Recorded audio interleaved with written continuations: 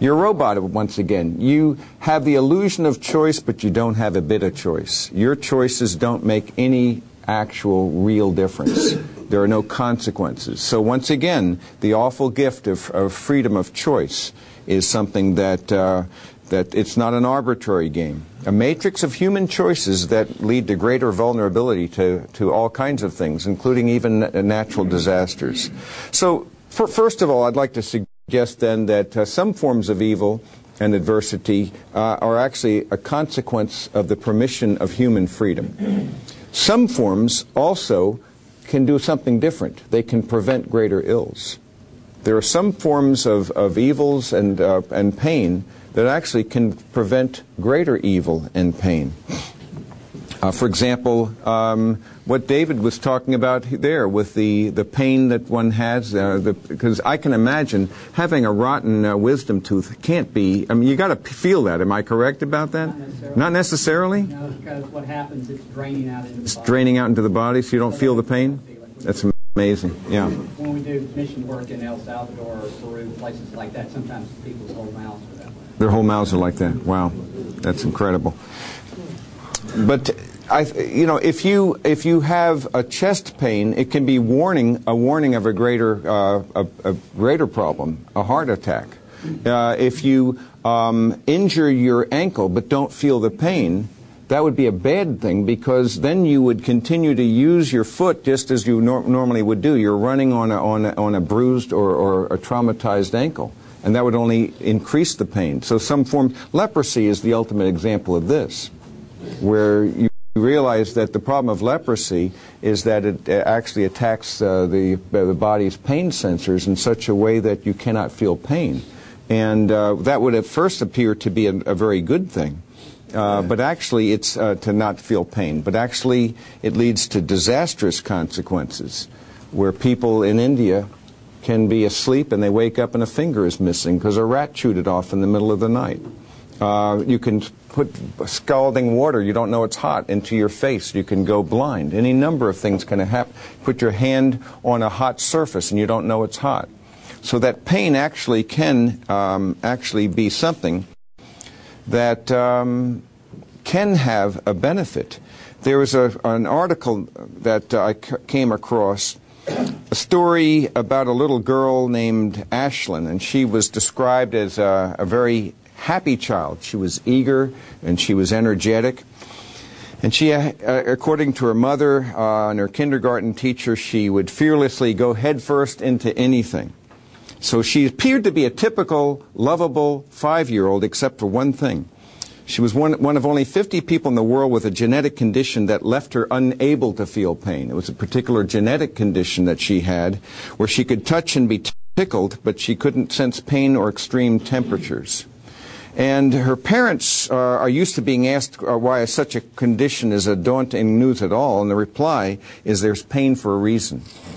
And the way it happens, when she was a toddler, they had a wrapper with athletic tape because of all the damage that she was causing in her limbs, because she knew no fear. She'd knocked out 8 teeth and dug a hole in her eye without shedding a tear.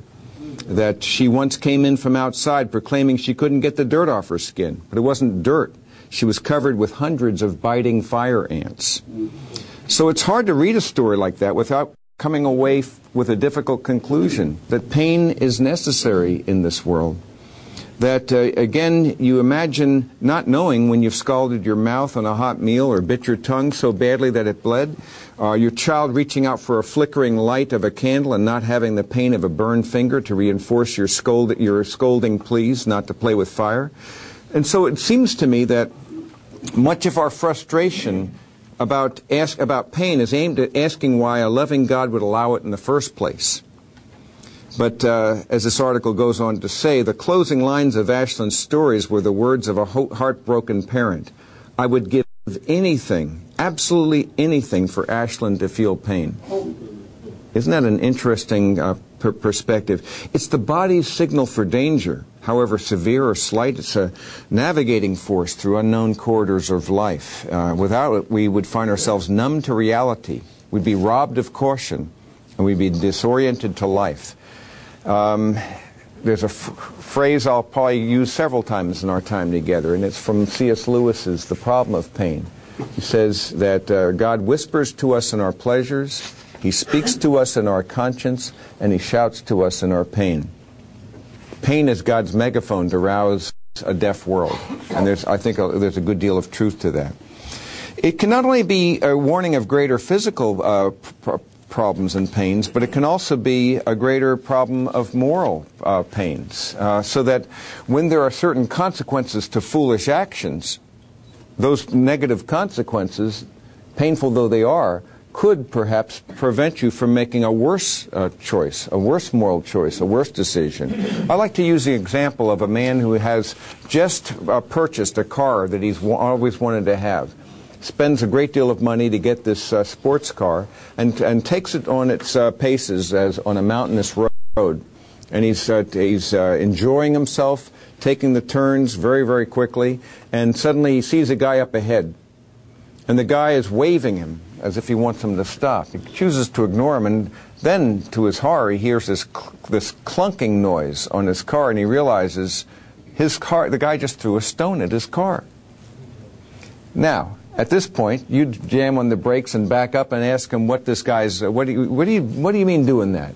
And suppose the guy said that I had to get you to stop because at the rate you were going, when you went around the bend, would not have been able to stop in time. The bridge is out, and at that speed, you would have plummeted to your death. Now, before he lets him off the hook, he'd want to probably check that out to see if it really is that way. And if it's not that way, he'd want to throttle him. But what if he sees that the bridge is out? Instead of being angry with him, what would he want to do? He'd want to thank him, because that little problem with the car is as nothing in comparison to what would have happened. So that's just an analogy of how certain pains can avert greater pains. But not only can it permit human freedom, and it can also prevent greater pain or evil, but it can also, third, promote the greater goods. That some forms of difficulty and adversity and pain and evil can actually become the condition for immediate moral perfecting and ultimate moral perfecting. When I speak about immediate moral perfecting, I think that what happens in times of difficulty, is that some people can learn the virtues of mercy and patience and forgiveness. And Joni Eareckson is a perfect example of that. If you're familiar with her story, how when she was, I think, about 18 years old, a beautiful young girl had a diving accident. She hit her head in the water, and she became immediately a quadriplegic.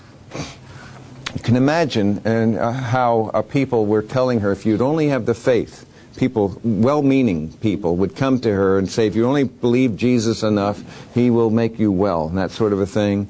And those kinds of bromides, like Job's comforters. There must be something wrong here if you had more faith. And those kinds of shallow answers meant nothing. Actually, Joni Eareckson Tada today, and I heard her speak very recently, she describes the fact that it's been now 50 years I've been in this wheelchair, 50 years. And this situation that I'm in now is only getting worse because my bones are getting more painful, getting more fragile and frail. She says, I wouldn't give up this wheelchair for anything if this is what it took for me to get the spiritual relationship that I have with God as I now have it. Now, she saw that in spite of pain and adversity and what appeared to be an absurd thing, that it could be used redemptively, and she herself is the first one who said that this is something that's a sign, an emblem of the intimacy she's been privileged to enjoy with the living God. Now, you can well imagine that she would consider writing a book on heaven, and indeed she has. And there she talks, of course, about the fact that this wheelchair is only a temporary affliction, that I'll be off that, and I will be running and flying. I'll be able to do things because I know that ultimately this pain, the pain is passing, but the glory